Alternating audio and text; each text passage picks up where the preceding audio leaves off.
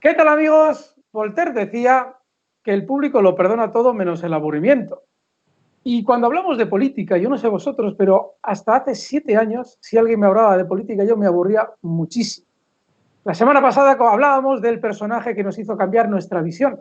Y es que la política puede ser algo absolutamente apasionante si se enfoca de una manera muy distinta a como probablemente todos la hemos visto hasta que conocimos a Antonio García Trevijano. Durante estos días, una vez que habíamos subido el vídeo anterior, hemos recibido vuestros comentarios. Así es que los vamos a comentar con la ayuda de nuestro amigo Emilio Triviño desde Marbella. Muy buenos días, Emilio. Buenos días, Alberto. Un abrazo muy fuerte. Un fortísimo abrazo. Nada, queríamos daros las gracias por la maravillosa acogida que había tenido en nuestro primer vídeo y también, además, hemos tenido conocimiento, mis dos compañeros, tanto Alejandro Villalba, que es el que nos va a arreglar, nos va a ayudar con la técnica, como Emilio Triviño, ya conocían alguno de estos canales. Quería echar un vistacillo a todos esos comentarios que habéis hecho para hacer también alguna reflexión al respecto.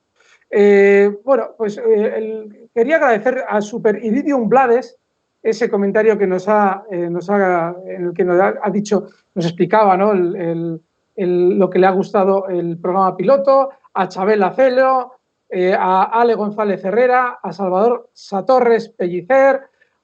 Muy importante, aquí vamos a ir trayendo otros canales a los que podéis acudir a la hora de poder engancharos a más youtubers que hablan de la libertad colectiva. Y aquí hay uno, el de Alba al Habla. Alba al Habla. Id a ese canal, he estado echando un vistacillo, tiene 5 vídeos muy interesantes, seguro que os van a gustar. Luis Sánchez, Daniel Buitrago, y una pregunta que quiero hacerle a Emilio. Hay uno de nuestros espectadores, Nordin Aluj, o Ayuch, escrito, nos pregunta lo siguiente. Dice, les planteo un reto que creo que ni don Antonio García Trevijano lo desarrolló para no repetir la difusión que ya están haciendo otros repúblicos, aunque lo podéis seguir haciendo. El reto que te planteo es, si imaginamos que hemos alcanzado la libertad política colectiva, ¿cómo sería la economía? Aquí doy un inciso. Ya explicaremos, si eres nuevo en el canal, qué es la libertad política colectiva. Es algo muy sencillo. Y como esta pregunta va en torno a esa idea base nuestra, vamos a continuar con la pregunta y luego hablamos de la libertad colectiva. Continúa Nordin Aluj. Creo que es un tema muy extenso, habla de la economía que en teoría debería implementarse en un sistema con libertad colectiva. Creo que es un tema muy extenso que puede dar lugar a muchos vídeos y que tranquilice a los que acusan a la República Constitucional de fomentar el neoliberalismo e incluso el comunismo. Emilio, ¿qué te inspira este comentario? Sí, la pregunta es ambiciosa. Yo le respondería que es difícil anticiparse a lo que diría una nación que está sujeta a unas normas democráticas. La economía al final es una jugada y como tal es la propia sociedad la que determinaría qué sentido debería tomar. Lo que sí añadiría es lo siguiente, porque ha mencionado neoliberalismo, comunismo.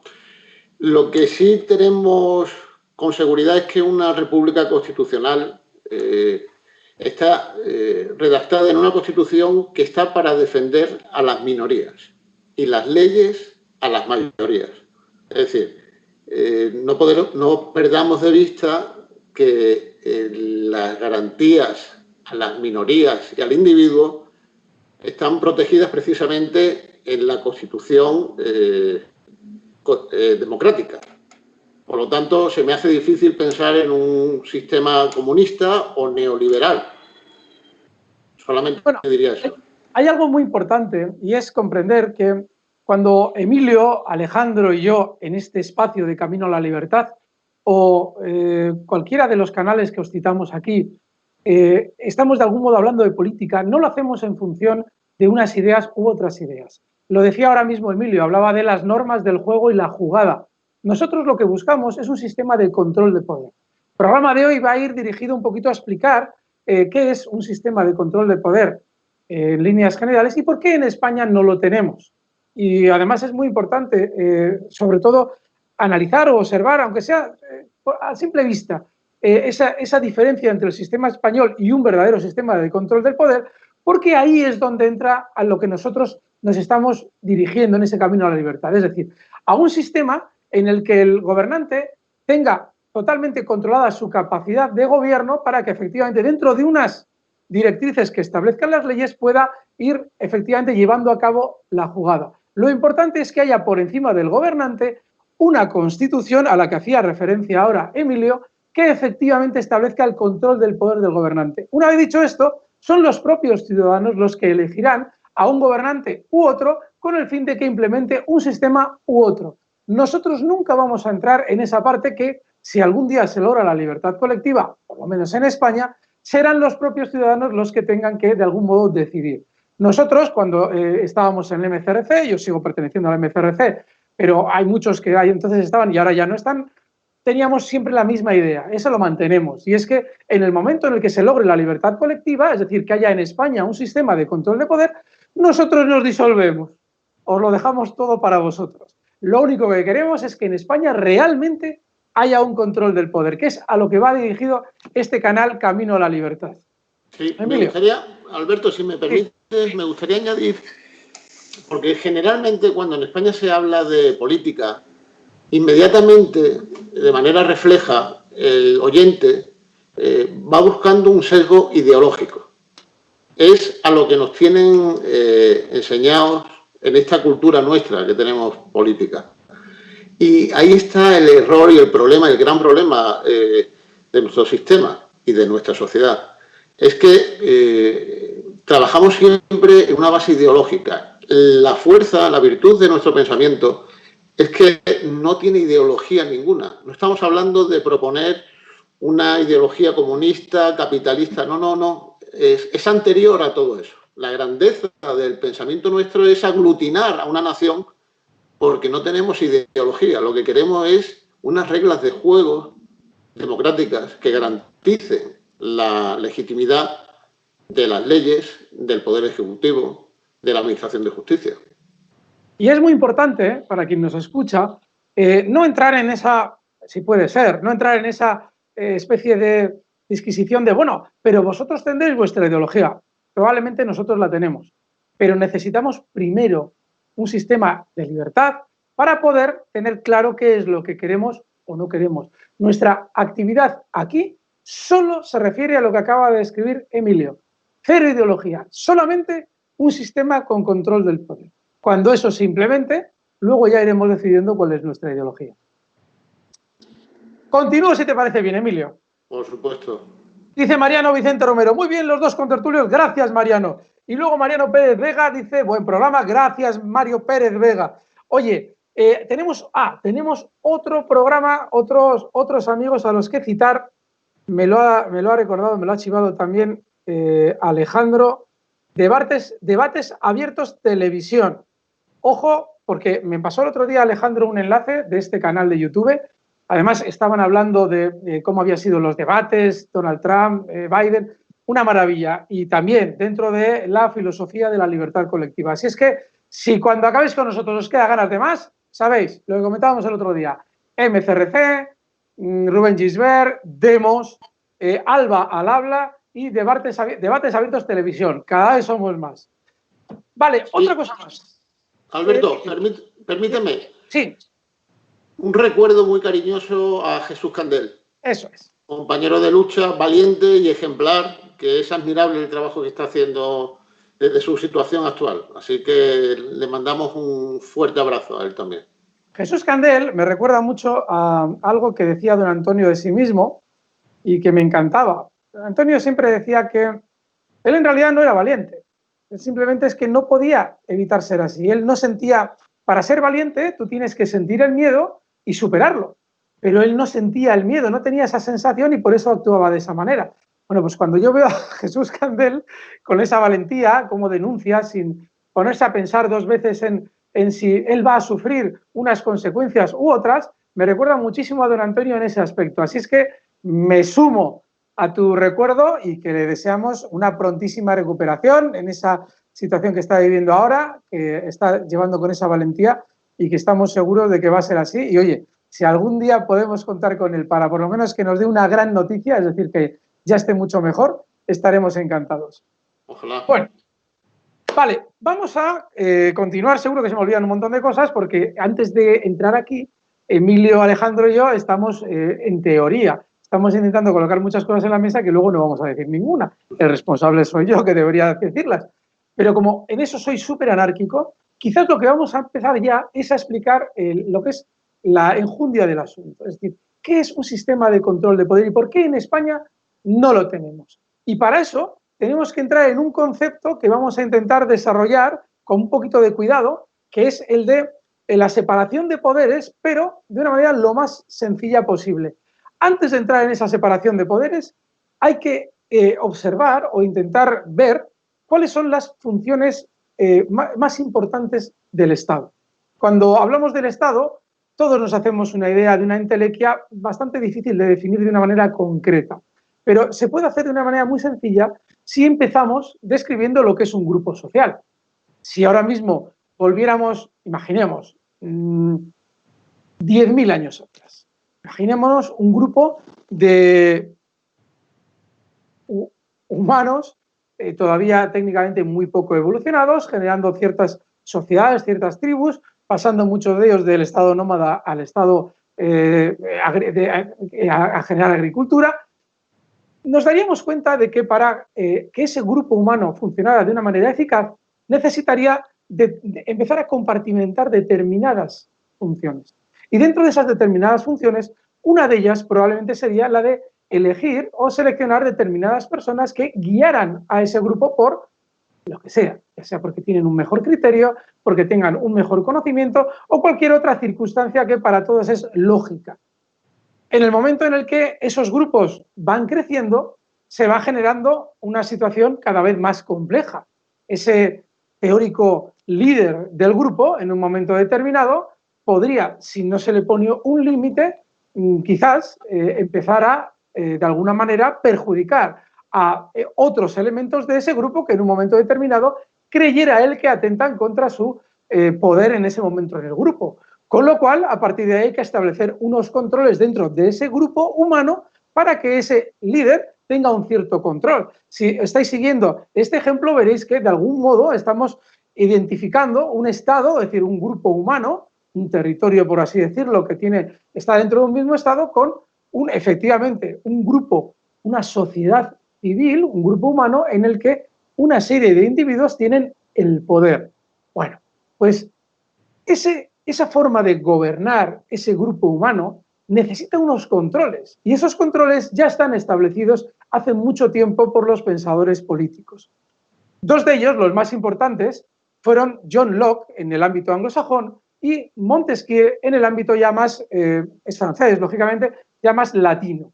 Y esos dos pensadores políticos, todavía tocados, lógicamente, por el germen de las monarquías, de hecho Montesquieu era noble, es decir, estaba dentro del grupo nobiliario francés, se dieron cuenta de que para que esos gobernantes pudieran tener un control de su poder, había algo importantísimo.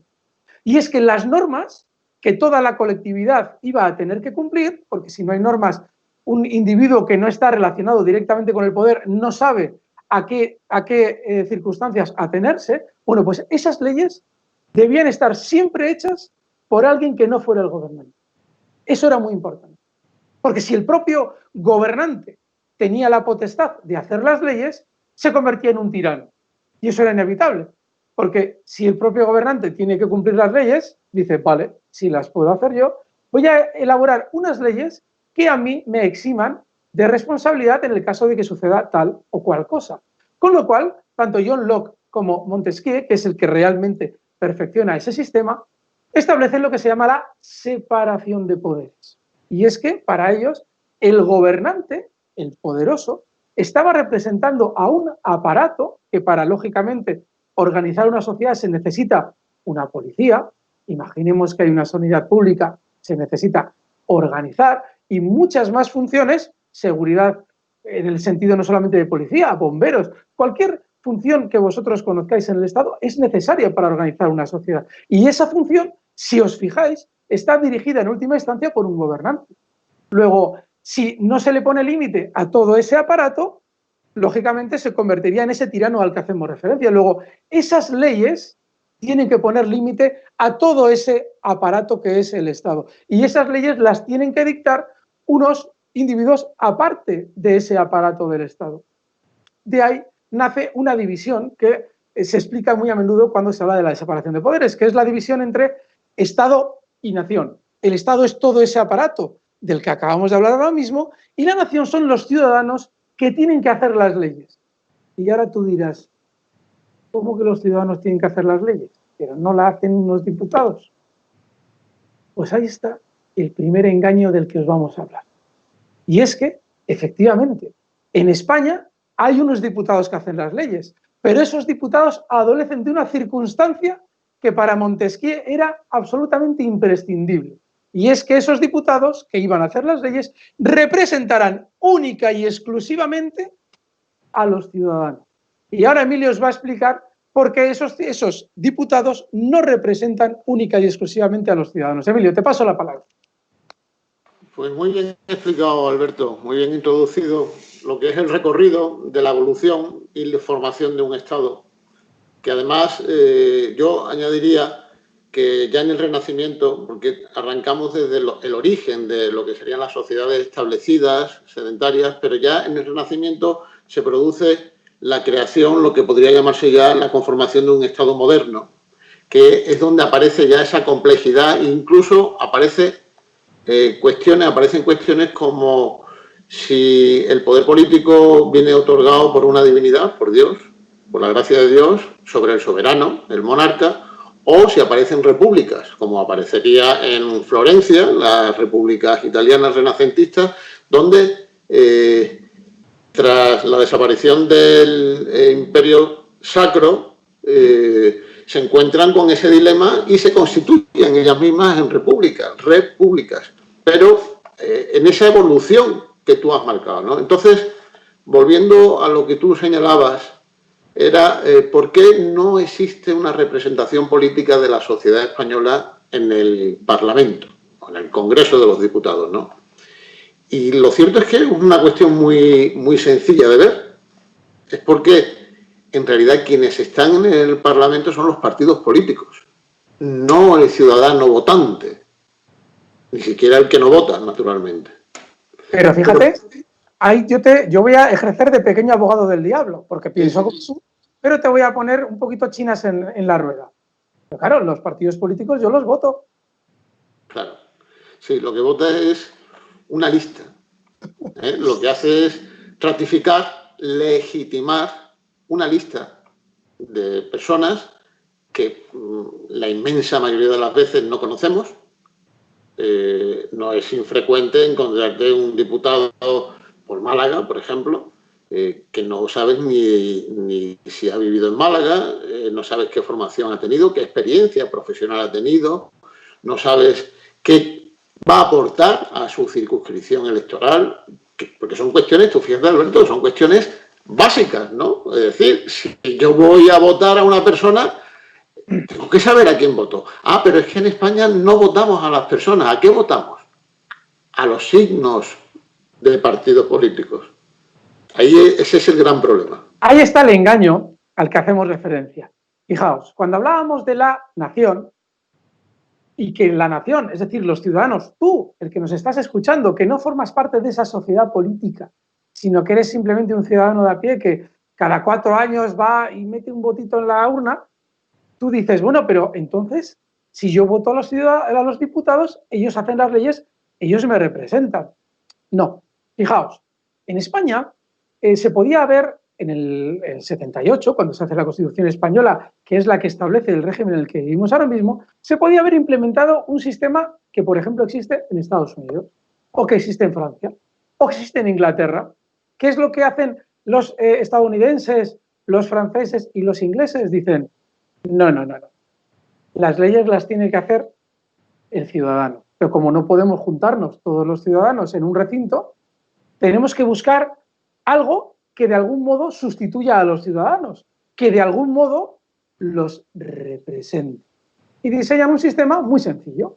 Dicen, vale, si mi territorio se puede, por ejemplo, dividir en 500 demarcaciones, yo voy a dividir todo mi territorio, Francia, Estados Unidos, Inglaterra, el que sea, en 500 demarcaciones y en cada una de esas demarcaciones van a elegir esos ciudadanos a un individuo que irá al Parlamento a intentar legislar en favor de su comunidad, en favor de esa demarcación a la que él representa.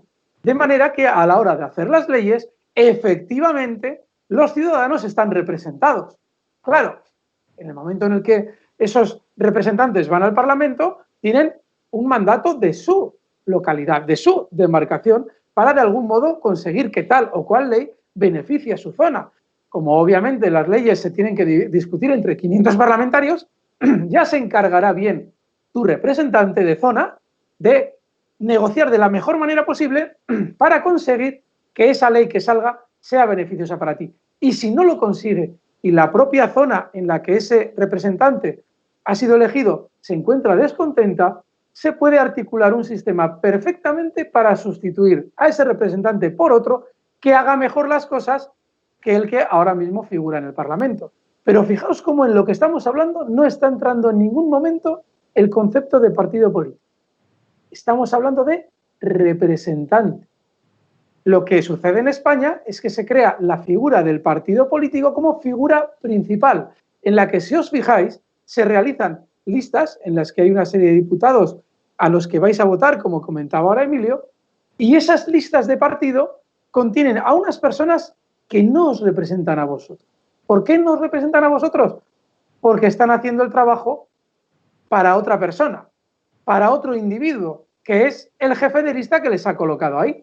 Y esa es la razón por la que, si os fijáis, cada vez que hay unas elecciones, el presidente que no ha salido elegido con mayoría absoluta y tiene que pactar, sabe con cuántos votos cuenta. Cuenta con tantos diputados.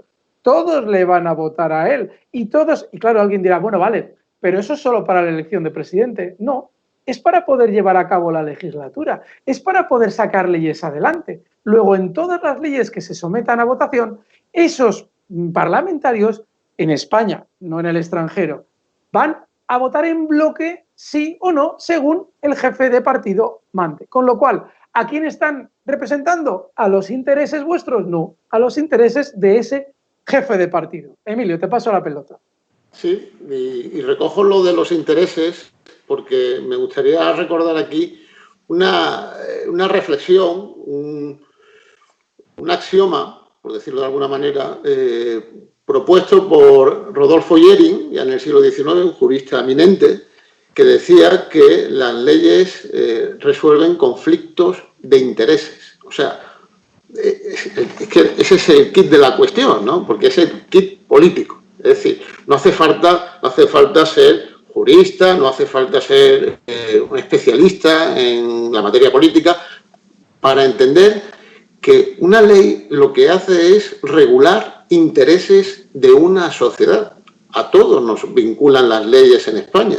El Código Civil español dice que el desconocimiento de la ley, viene a decir que el desconocimiento de la ley no exime de su cumplimiento. Estamos vinculados a cumplir las leyes. Pero entonces, si las leyes no representan los intereses de la sociedad española y no resuelven los intereses, el conflicto de intereses de la sociedad española, ¿qué conflicto resuelve? Que ese es el tema. Fijaos, lo que acaba de introducir Emilio es clave, porque la respuesta es tremendamente sobrecogedora. A mí, que ya llevo muchos años en mi sector, en la bolsa, y veo cómo se abusa de los pequeños inversores, no me extraña, pero don Antonio lo ha explicado muy bien. Todas las leyes están realizadas para cada sector por las secretarías técnicas de las empresas del IBEX. Por ejemplo, si hay una ley que os va a afectar a vosotros en temas de energía, quien va a elaborar esa ley probablemente sea la Secretaría Técnica o bien de Iberdrola, o bien la de Endesa, o bien la de Gamesa, o probablemente todos ellos juntos. ¿No os habéis nunca preguntado por qué mecanismo extraño cualquier presidente del gobierno, cuando deja el poder, pasa a ser presidente de una eléctrica? Por poneros el ejemplo real que tenemos en España. ¿Qué pasa? ¿Que tal presidente es un experto en electricidad? No. Es un individuo El presidente en España es un individuo que ha velado por los intereses de esas empresas por encima de los intereses vuestros. Para eso estaban esos diputados que él colocaba en la lista y que si uno se movía de la disciplina de voto lo echaba de la lista, con lo cual representaba solo los intereses del jefe de partido, que a su vez obedecía a los intereses de esas oligarquías, es decir, de esos grupos económicos importantes en España que le iban a recompensar no solamente durante su mandato, sino después de su mandato con un cargo, con dinero, con todas las prebendas que son perjuicio para vosotros, porque los intereses que se defendieron en favor de esas oligarquías iban siempre en detrimento de vuestros intereses. Eso es lo que, de algún modo, explica por qué no hay representación en España. ¿Por qué vosotros no estáis haciendo las leyes mediante ningún representante? Es decir, eso es lo que explica que el jefe de gobierno de España tiene el poder absoluto, no solamente en las decisiones que atañen al Estado, sino en las leyes que a vosotros os están limitando, como explica ahora mismo en vuestros conflictos de intereses e intereses jurídicos, explica Emilio Trivi. Sí, me gustaría añadir que, porque muchos de nuestros amigos oirán o leerán en artículos la palabra oligarquía. No es un término caprichoso ni una palabra elegida por lanzar una idea más o menos. No, es que es algo muy concreto. Es que se llama oligarquía al gobierno de unos pocos. Por eso, esto no es una democracia. Es una oligarquía. Oligocracia. Es una oligocracia, correcto. Gobierno de unos pocos. Ahí. Sí. Es un concepto griego que se contrapone, entre otras, a otros conceptos, como por ejemplo el de democracia. Democracia es la fuerza del pueblo. Kratos, o kracia en griego, como sufijo, alude a la fuerza de. Cuando habla de demos, habla de la fuerza de todos, la fuerza del pueblo, del ciudadano. Cuando hablas de oligocracia, es la fuerza de las oligarquías. Y las oligarquías son grupos reducidos. Pueden ser grupos económicos puros y duros, pueden ser a veces familias que tienen un rancio abolengo, lo que queráis. Pero es un grupo reducido, no vosotros, que sois los que, de algún modo, estáis escuchando todo el día que vivís en una democracia. ¿No os dais cuenta de por qué se os repite tanto que vivís en una democracia? Igual es que no vivís en una democracia. Perdona, Emilio. Sí, si me permites añadir que, porque esto es la historia universal, esto es una tensión de poder entre los sujetos, los titulares del poder político a lo largo de los siglos y quienes obedecen ese poder político y se encuentran sometidos a ese poder político.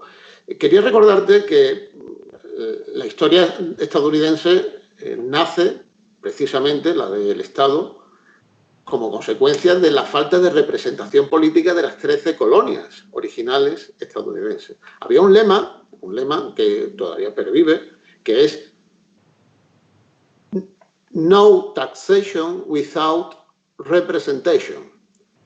No impuestos sin representación, claro. Efectivamente. No me podéis pedir que pague vuestros impuestos a la metrópoli si no me dais voz política en vuestro Parlamento. Por supuesto, la metrópoli se negó y ya sabemos qué vino después, ¿no? La independencia de esas colonias. Pero se dieron cuenta, lo vieron. Se dieron cuenta. Hicieron algo fantástico, que es dar carta de naturaleza a una democracia con la libertad política ganada frente a su metrópolis. Sí, y de hecho es muy importante, lo que acabas tú de explicar ahora mismo enlaza mucho con lo que sucede en España. En España no se produce esa libertad política que se ve en Estados Unidos. En España lo que sucede es que los mismos franquistas realizan una modificación del anterior régimen que de algún modo venden como un cambio maravilloso para que todo continúe igual que antes. Como dejan votar cada 4 años, generan en el ciudadano la ficción de que ese ciudadano elige. No, el ciudadano no elige. Lo que sucede en ese sistema es que hay una serie de partidos que se van turnando en ver quién es el dictador. Ya no existe un Franco al que tú dices, hombre, no hay control del poder porque está ese señor ahí con su movida de general. No, ahora hay unos señores de corbata, sí, pero esos señores de corbata ejercen el mismo poder que tenía Franco, porque ese poder ahora tampoco tiene control, porque esos mismos señores son los que hacen las leyes, cuando en realidad debería suceder como sucede por ejemplo, no solamente en Estados Unidos, también en Francia. Tú tienes unas demarcaciones en Francia que eligen a un representante que va al Parlamento para hacer las leyes. Y no hay esas listas ni abiertas ni cerradas, ningún tipo de lista sirve, de partido en las que el parlamentario solo representa a quien le ha colocado en la lista o le ha dado la opción de estar en la lista. Antes comentabas, antes de empezar, Emilio, y quiero que si puedes lo recuerdes ahora mismo, ahora vamos a entrar en un comentario al respecto de Donald Trump. No hemos terminado todavía con la separación de poderes, pero porque todavía queda un matiz más, que es el del Poder Judicial, que va a ser, ya os lo voy adelantando, quien controle todo ese proceso, gobierno, leyes, ¿quién juzga? Si el gobierno se acoge a las leyes, bueno, pues será el Poder Judicial, pero no es un poder en sí mismo, ya lo explicaremos. Pero para no ser demasiado densos con esto de la separación de poderes, sí que quiero que Emilio, si puede, nos comente una anécdota que antes me ha citado al respecto de Lorenzo Milá en una especie de entrevista, una especie de comentario que ha hecho en Televisión Española antes. Sí. Emilio, ¿sí eres tan amable? Sí, fue una sorpresa agradable. Fue en un telediario de Televisión Española, en la 1, cuando el reportero de Televisión Española invitó a Lorenzo Milá que hiciera una reflexión, que diera aspectos sobre el contenido del sistema político estadounidense. Todo esto en función de que estamos a día de hoy en una temporada electoral estadounidense. Correcto. Y entonces hizo una observación que a mí me llamó la atención porque se hizo en Televisión Española, cosa que, como tú bien sabes, Alberto, no suele ser habitual. Considerar como un dato o un aspecto muy positivo del sistema estadounidense el hecho de que no exista disciplina de partido en los representantes del Congreso y del Senado estadounidense, sino que tienen que obedecer el mandato de sus electores mediante la articulación de las correspondientes circunscripciones aquí en Estados Unidos, ¿no? Entonces, me pareció tan oportuno su comentario como necesario el que se diga más y que cunda más el ejemplo en los medios de comunicación. Estamos, Lorenzo, en un sitio que tú conoces bien, un punto clave para el sistema político americano, es el Capitolio de Washington. Precioso, ¿eh? Es muy bonito y es el Parlamento donde, se toman decisiones sin duda importantes. Nos fijamos muchas veces en la labor del presidente, en el poder del presidente de Estados Unidos, pero aquí le ponen muchos límites también. Muchos límites, y es una parte muy bonita de la política americana, ¿no? Lo bien diseñado que está el sistema de contrapesos para obligar a los poderes a pactar la política, ¿no? Evitar que haya uno que esté por encima del otro, ¿no? Que cuantas más voluntades y opiniones participen de la política, mejor, ¿no? Ahora, pongamos por caso que Trump gana, que vuelve a ser presidente, se enfrentaría a 2 cámaras en manos de la oposición. Eso ha pasado en muchas otras etapas, pero no solo se enfrentan a la oposición los presidentes, también a veces a congresistas de su propio partido que no les ponen las cosas nada fáciles. Sí, eso es interesantísimo, porque realmente el sistema político americano hace que el parlamentario no se deba al partido, mucho menos al presidente, aunque pertenezca a su propio partido. Se debe exclusivamente a su electorado, a sus votantes, ¿no? En sus circunscripciones, lo cual le da un grado de libertad política importante que otros sistemas políticos no tienen. Por ejemplo, en España hay una disciplina de voto que obliga al parlamentario a hacer cosas con las que a lo mejor discrepan, ¿no?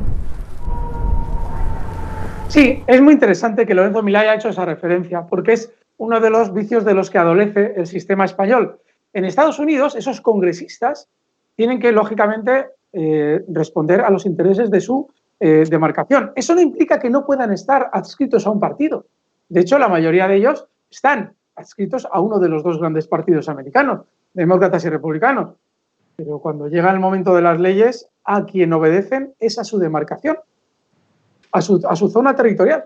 Porque obviamente eso supone que puede haber, lógicamente, una respuesta en las siguientes elecciones echándoles de su cargo. Con lo cual, da igual a qué partido estés tú adscrito, tienes una afinidad y, lógicamente, siempre vas a estar dentro de ese grupo de republicanos o dentro de ese grupo de demócratas. Pero en cada decisión concreta eres completamente libre. ¿Qué diferencia hay? Fijaos, qué gran diferencia y qué envidia tenemos algunos españoles al sistema americano, que aquí en España van todos como borreguitos.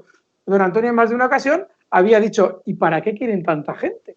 Si tú con poner que tienes 17, el otro tiene 28, el otro tiene 61, todos los jefes de partido nos sentamos en una mesa, yo con el 61 gano más que tú, me junto con este que tiene 56 y con el número escrito en un papel. No hace falta que paguemos el sueldo de 56 personas. Sabiendo que el número escrito es 56, yo con esto ya sé el poder que tengo y con quién me puedo juntar y con quién no. Bueno, pues con eso solamente ya haces las leyes.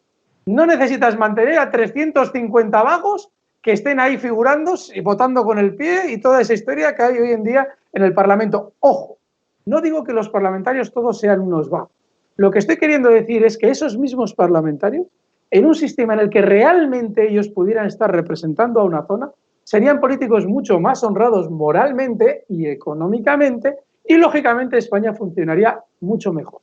Todos los políticos que estáis viendo hoy en día en política, todos, serían de otra manera si el sistema español fuera honrado. Es decir, si hubiera esa separación de poderes. Seguramente ellos mismos se amoldarían a ese sistema y seguramente realmente intentarían representar los intereses de los españoles.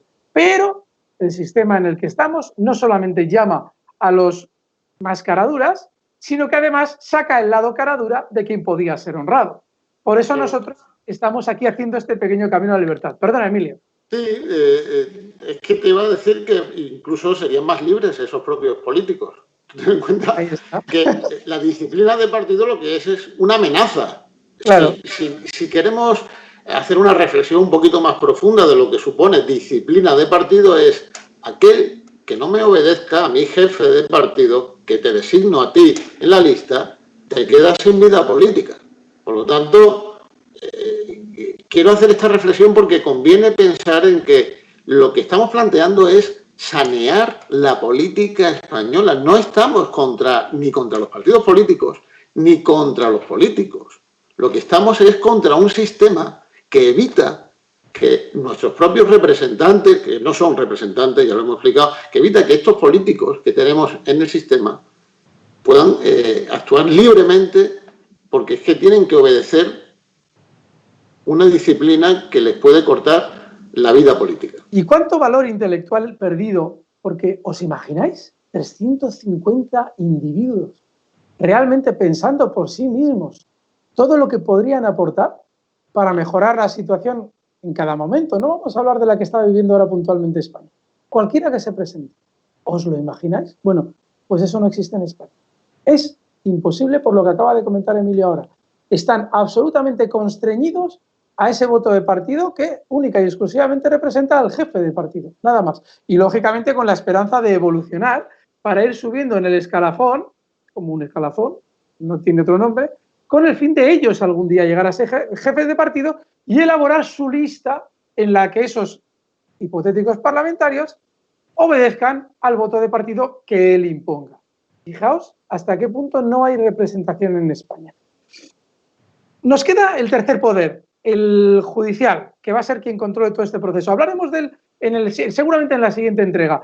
Lo que sí queríamos, yo creo que Alejandro nos va a atizar con el mazo porque nos estamos extendiendo mucho. Pero sí que es algo muy importante, probablemente para la siguiente ocasión, dependiendo de cómo vaya todo esto de las elecciones, vamos a dejar pendiente explicar la verdadera razón por la que el establishment americano odia a Trump. Y ojo, no es la que todo el mundo cuenta, ni es la de las formas, ni es la de, bueno, todo este tema de la industria y toda esta historia. No temperamental.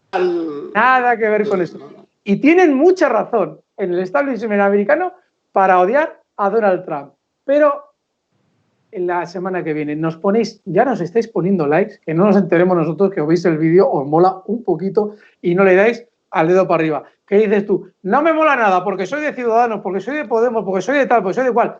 No pasa nada. Le das al pulgar para abajo y nos pones tu comentario y nos dices, pues no, estáis equivocados, porque yo soy de Ciudadanos y somos todos maravillosos, o yo soy del PP y somos más guapos que vosotros, lo cual seguro que no es muy difícil. Pero ponedlo ahí, nos lo decís, y si tenéis un canal que también defiende la libertad colectiva, también nos lo ponéis porque os vamos a integrar en nuestra lista de amigos y que nada, chicos, que es un placer enorme teneros aquí. Emilio, que muchísimas gracias por estar aquí, que soy feliz contigo hablando de política. Encantado, Alberto, un placer y un abrazo muy fuerte. Y como siempre, muchísimas gracias a Alejandro Villalba, que es ese angelito, ese santo que luego se tiene que estar pegando con los botones, los cables, que si el sonido va antes, que si va después, que si no sé qué, para que todo esto quede de una manera presentable. Muchísimas gracias, amigos. Un paso más, camino a la libertad. Perfecto.